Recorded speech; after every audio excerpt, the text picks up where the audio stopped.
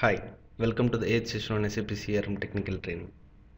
In last session we have seen how to add a field through EEWB and AET. So with that we have covered work area customization and work area enhancement. Now we will try to understand the framework which we use in CRM, which is Web Client UA framework.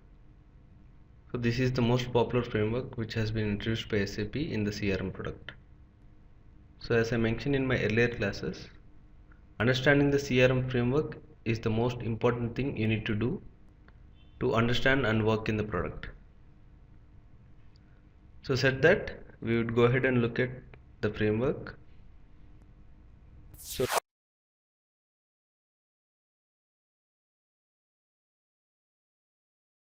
the Web Client UI framework portrays the software architecture of the Web Client UI. So what does it exactly tell about the framework? The framework is basically built based on components, and each component has its own duty, and each component is also a reusable component. So every component has specified function and it is also reusable. So combining these, the application is built which will combine multiple components and show us the screen. So basically whatever we see when we log into the application is a combination of different components which are built to handle the web applications. So each component has its own functionality and every component is a web UI component. Moreover, they are all reusable. So that's the best feature which is provided by SAP. Each component is reusable, which means if you develop a particular functionality for once, you can reuse it in n number of places using the same component. So what is this component exactly? Any software for that matter needs to have its functionality divided into different modules. So here the modules are known as components and each component has its own functionality. So this is a common thing which is done in any kind of software where we have a large functionality and we subdivide them into different modules. So likewise here the SAP CRM product is divided into different components which has their own functionality. So when the application is launched, it contains a set of components which are used to deliver combined functionality which will have a meaningful business outcome. So when the application is launched, it is a combination of different components shown on the screen which are related to each other in the business terms. So moving forward, so when you talk about the CRM application on a whole, it is basically a web application for which the backend is a BSP application. So here for any web application to run, we need an application server or a web application server, which in our case is the SAP NetWeaver application server, which takes care of handling the request from user and also giving the response to the user. So for that matter, here the application which is shown to the end user is basically run on a browser. So with this facility, the end user does not need to install anything on his system. He need to have a browser which can open a web application and he will be able to access the application through that. So for this to be possible, the response which is given by the application server should be in a format which a browser can read, and that is made possible by the BSP application which converts the BSP tags into HTML tags and give the output to the user. So here the request and response cycle is handled by the application server and the response is sent to the user based on the request which user does. So this process of request and response is known as a round trip. So round trip is the process where user triggers an action which sends some data to the application server with the action details as well, and the application server will process the request and return a response with the details requested by the user. So when we talk about the web client UI architecture, here we have different layers. We have also discussed this when we were discussing about design layer. So here majorly we have presentation layer, design layer, then the business object layer, then the generic interaction layer or GENIL layer, and the business logic or the API layer. And below the API layer lies the actual database. So this is how the architecture is structured. We have different layers which does different work, and demarcation between the business logic and the presentation logic is also presented using these layers. So moving forward, so this is the diagram where we can see the different layers which are existing in CRM. So you have the browser which opens up the presentation layer. The presentation layer will interact with the business object layer. In between is the design layer which is not shown over here. Then the bowl layer will interact with the GENIL layer or generic interaction layer, which will in turn interact with API layer to get or set the data, and the API layer will finally interact with the database to do the different actions like delete, save, modify or update. So moving forward,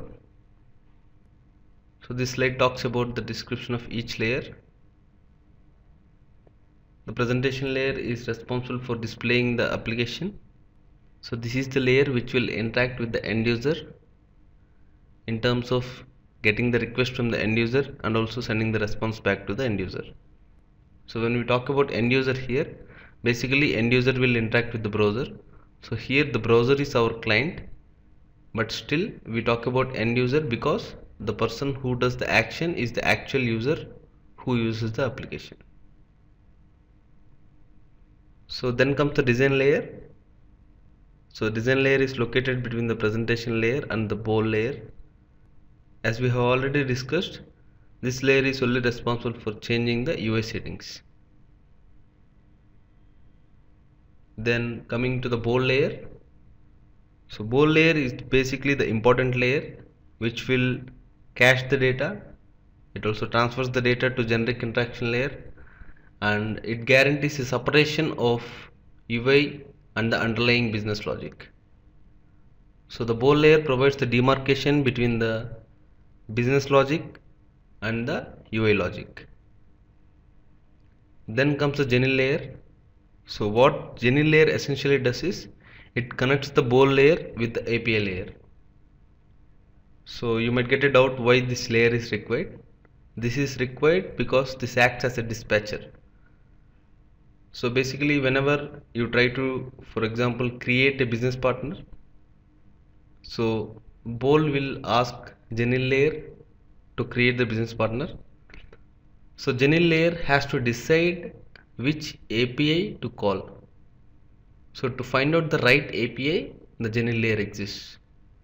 So GENIL layer is responsible for finding the right API for the right object and dispatching the request from bowl layer to the API layer. Then API layer will take care of the request, handle it, then send the response back to the GENIL layer, and GENIL layer will in turn send the response back to the bowl layer and to the presentation layer. So this is the cycle which happens. We will see in detail when we talk about GENIL and bowl layers on how exactly this happens. For now, the request flows from presentation layer to bowl layer, and bowl will interact with GENIL and GENIL will interact with the API layer, and API layer is the final layer which will talk to the database and get the data or set the data or do whatever operation we intend to do on the data, and then return the response to the GENIL layer, which will in turn return the response to the bowl layer, and bowl layer will send it to the presentation layer. So here the API layer is basically to assist the GENIL layer to do whatever the operation we are intending to do on the data. So here the API layer is essentially containing the business logic, and it is going to assist Genil layer in helping it with doing the operations based on the business object. So API layer is the actual layer where the business logic is present, and it assists Genil layer in doing the operations on the data. So I hope the different layers are clear to you. In the coming sessions, we will again reiterate on the Bol and Genil layers and talk more about them. So moving forward.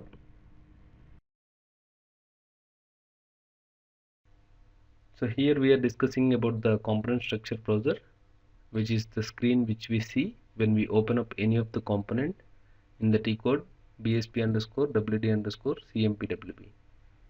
So this is the T code where we will open the WebUI components. So we will see this screen when we open up any particular component in the WebUI component workbench. So it is also known as component workbench in short. So when we open the component in the component workbench, this is the first screen we will see for any standard component. So here we will look at each and every button and understand what are they responsible for. So using the T code, we can open up a particular component and we see this toolbar which is provided over here. So in this toolbar we have the following buttons. So test button is basically used to test the component.